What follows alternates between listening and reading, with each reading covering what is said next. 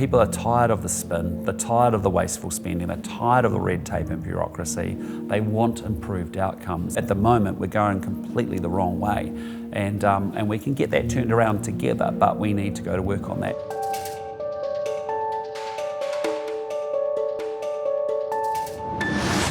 You're in Hawke's Bay, obviously, at the AMP show. What are the issues that you think are facing the agriculture sector? Yeah, look, I've been here at the agricultural show today because it's Farmers' Day, and obviously spoken to a lot of farmers already. They're feeling really quite beat up and quite despondent. They've been treated really like villains by this government over a number of years, and that's really concerning to them. I think as I walk around, there's also other issues for people. They're very concerned about the cost of living crisis in particular, rising interest rates, rising levels of rent, rising level of prices for food. You've got some major challenges where people are feeling less secure in their own homes, their business, their community, around rising levels of crime. So they seem to be the three big things that I've picked up in my time and conversations with people. And what would National do, if elected, to combat those? Yeah, well, I mean, the biggest problem that we've got right here in New Zealand at the moment is we've got rising levels of inflation. And you would have seen this week that inflation stayed stubbornly high. And what that means is the prices of things are going up, and also interest rates are having to go up as a result. And that's really happening because the government doesn't have a proper economic plan to manage through inflation. And you're talking about the Reserve Bank. What do you think of the way the Reserve Bank has handled? Yeah, I mean, like we've got a 5-point plan to fight inflation, and what we would be doing is making sure we don't pass costs on to businesses that lead to higher prices. The second thing is remove the bottlenecks in the economy that are constraining growth, and that's really around immigration settings.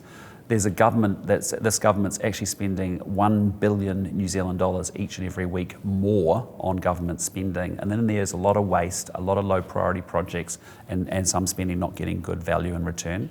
We actually believe in giving people some tax relief by just inflation adjusting tax thresholds. It's a normal thing, it's done all around the world. In fact, the US just did it again yesterday. And then we want the Reserve Bank focus on fighting inflation and have a single mandate around that. Those are the 5 things that we think that the government could do to actually control the bits of inflation that it can and do that much better. And yesterday, National announced the Social Investment Fund. How do you believe that will... Well, the reality is that across New Zealand at the moment, we're spending more money, we've hired 14,000 more bureaucrats, and we're getting worse outcomes on housing, health, education and crime. And so what we really want to do is we don't want to fund failure anymore. We actually have to find a different way through.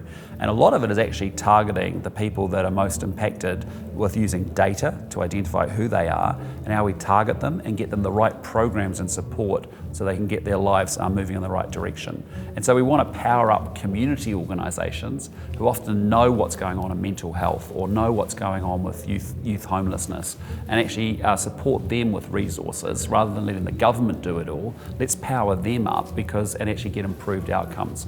In the National Party, we're all about improved outcomes, and when you see lots of ram raids, you see endless amounts of truancy and non-attendance at schools, and when you think about what's happening in our healthcare system, we have to find solutions and try and do things differently to get outcomes differently, and that's why we want to partner with community organisations to do it, and we want to use data to identify where we can make the most powerful targeted interventions to get better outcomes.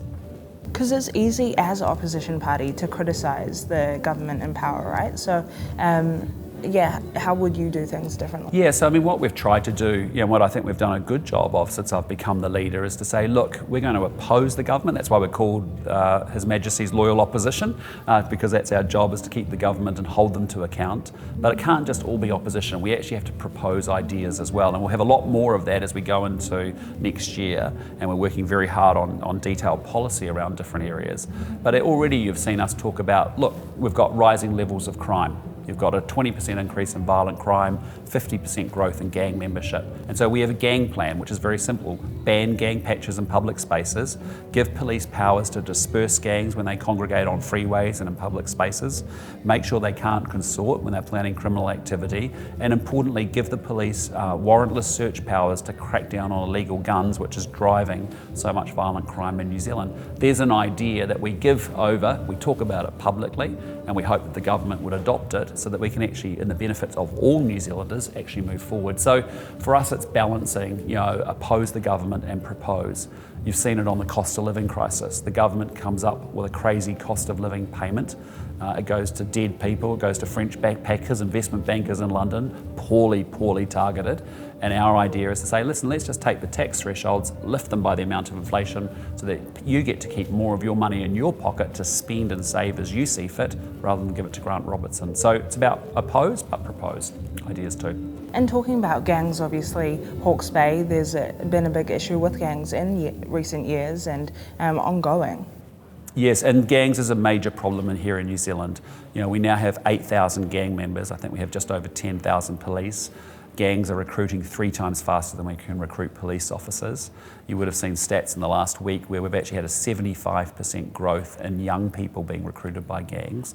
They're using very sophisticated recruitment techniques, social media, showcasing all their exploits and all of, and as a result that's looking attractive to some young people. And so we've really got to crack down hard on gangs because they want all the rights of being New Zealanders, but they're not prepared to take the responsibilities, and they cause misery and pain and suffering to their fellow New Zealanders, and that's just not on. So, we're going to have a great Minister of Police in Mark Mitchell. He's a bravery awarded police officer. He knows what the police need and how to support them better.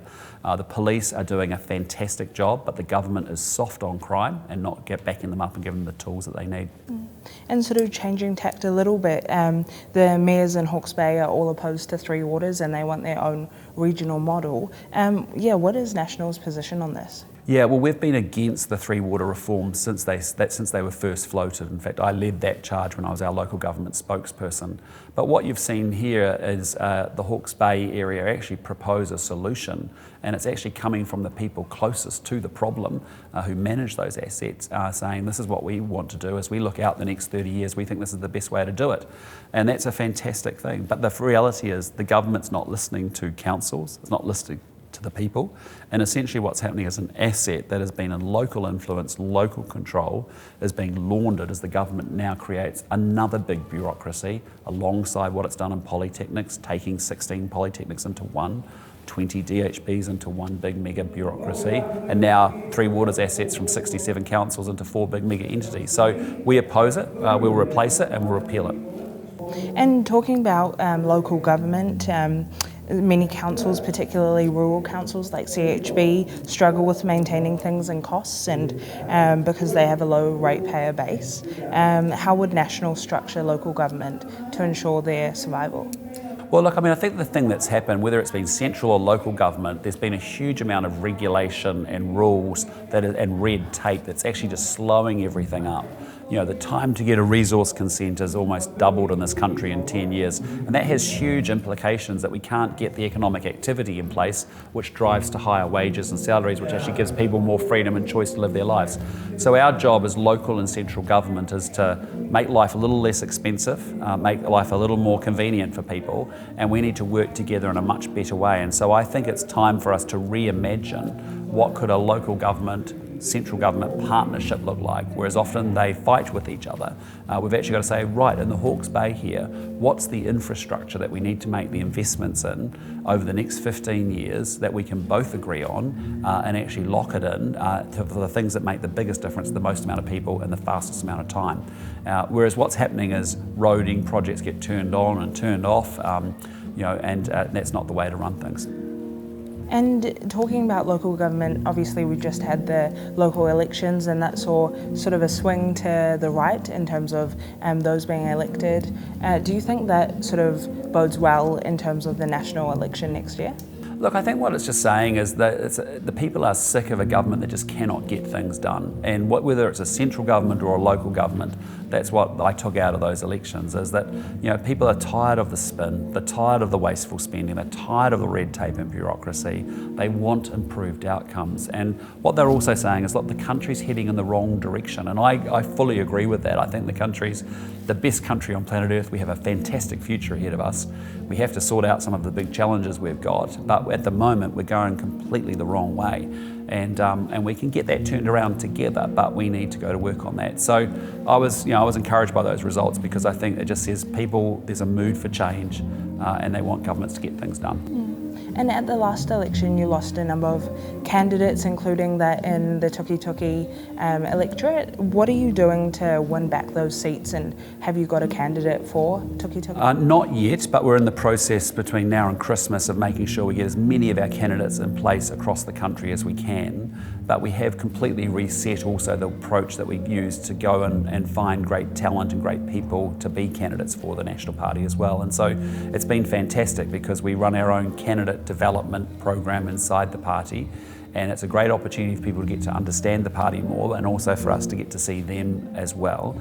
And we'll have some great candidates come out of that, as well as some others that will go. But the great thing is, it's left to the local party organisation to find the best person who can represent the local community to the very best of their ability. And that's quite different from how some other parties do, where they do that centrally from their head offices. We believe in local government, local democracy and local voice, and that's what we want to see happen here. And just finally, Winston Peters spoke about a snap election. Is National ready for that, and what is your strategy? Yeah, we're always ready, and we've been building our capacity to go into a general election, and I guess the Prime Minister will make that decision in the new year, but we're ready to go at any time. So, and I'm excited about that, our chances to build back trust, make the case to the New Zealand people why we can get this country moving forward in a positive, optimistic, confident, ambitious and aspirational way. And so, yeah, we're looking forward to next year.